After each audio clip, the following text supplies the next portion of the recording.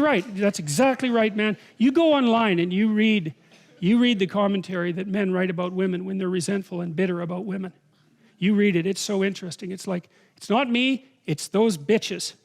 Okay? That's right, it's not me, it's them. And not only that, what a bloody world this is in which they exist. It's exactly the same thing. It's exactly the same thing. And it is absolutely pathetic. All right.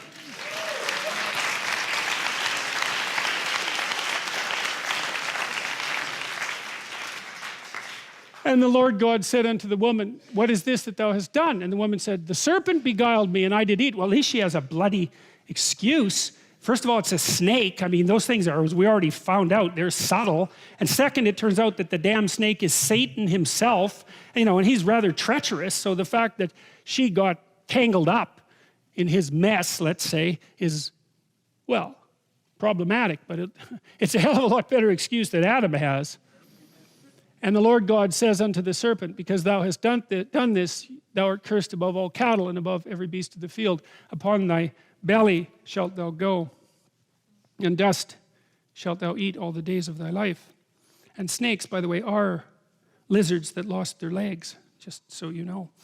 And I will put enmity between thee and the woman, and between thy seed and her seed. It shall bruise thy head, and thou shalt bruise his heel. I love these pictures. They're so smart. And again, strip the religious context from them and just look at them for a second. What do you see? You see the eternal mother holding her infant away from the snake. See it down there? Right? Crocodile, snake, everything predatory that's been after us for like 60 million years. The reason we're here is because of that. That's why it's a sacred image.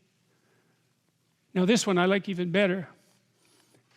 See down there, there's something like the moon, and then there's this reptile down there that Eve is standing on. This is really old, and I showed you this before, but I think it's so cool. She's coming out of this thing that's like a hole in the sky, you know, because it indicates the eternal re-presence of this figure. It's something like that. The eternal recurrence of this figure. It's an archetype.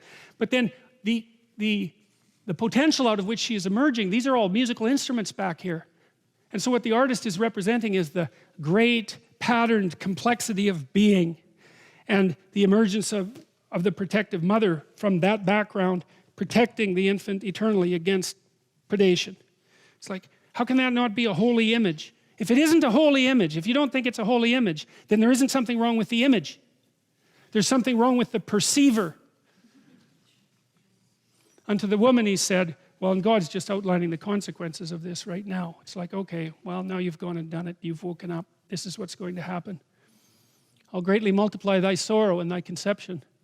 In sorrow thou shalt bring forth children.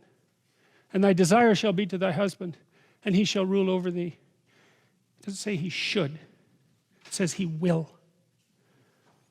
And why in sorrow shalt thou bring forth children? Well, when you develop a brain that big so that you can see, it's not that easy to give birth anymore. And then you produce something that's dependent beyond belief. And that's one of the things that you would say dooms you to precisely this. So that's Eve's punishment for waking up. And Adam, because thou hast hearkened unto the voice of thy wife, and hast eaten of the tree of which I commanded thee, saying, thou shalt not eat it, cursed is the ground for thy sake. In sorrow shalt thou eat of it in all the days of thy life. What's that? It's the invention of work. Thorns and thistles shall it bring forth to thee, and thou shalt eat the herb of the field. It's the invention of work. What do people do that animals don't? Work. What does work mean? It means you sacrifice the present for the future. And why do you do that? Because you know you're vulnerable and because you're awake.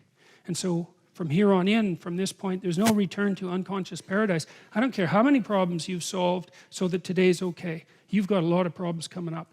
And no bloody matter how much you work, you're never going to work enough to solve them. And so all you're going to do from here on in is be terrified of the future. And that's the price of waking up. And that's the end of paradise. And that's the beginning of history. And that's how that story goes. In the sweat of thy face shalt thou eat bread till thou return unto the ground, for out of it wast thou taken. For dust thou art, and unto dust thou shalt return. And Adam called his wife's name Eve, because she was the mother of all living. Unto Adam also and unto his wife did the Lord God make coats of skin and clothed them. That's William Blake, by the way. And the Lord God said, behold, the man has become as one of us to know good and evil. And now lest he put forth his hand and take also of the tree of life and eat and live forever. I'll go over this again next week. Therefore the Lord God sent him from the forth from the Garden of Eden to till the ground from whence he was taken. So he drove out the man, and he placed at the east of the Garden of Eden cherubims and a flaming sword which turned every way to keep the way of the tree of life.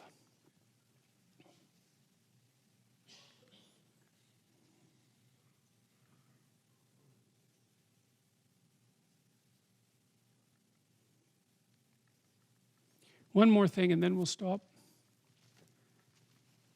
So I thought,